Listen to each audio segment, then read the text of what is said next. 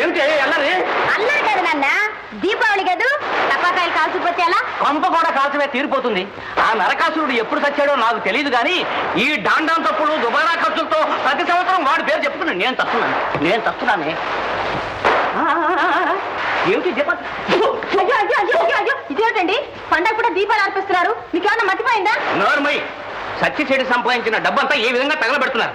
బయట టపాకాయలు వెలిగించి అది తగలబెడుతుంది, ఇంట్లో చౌరికి ఒత్తులకి నువ్వు తగలబెడుతున్నావు. ఇన్ని దీపాలు ఎవరు వెలిగించమన్నారు నిన్ను? దానికంటే ఆ తులసి కోట దగ్గర ఒక్క దీపం వెలిగించి దండం పెట్టుకోకూడదు? పుణ్యం వస్తుంది. సర్లేండి, చూడండి మీరు కూడా కాకర పొట్టు కాల్చండి, కాస్త పుణ్యం. నేను కూడా కాలుస్తాను కాకర పువ్వు.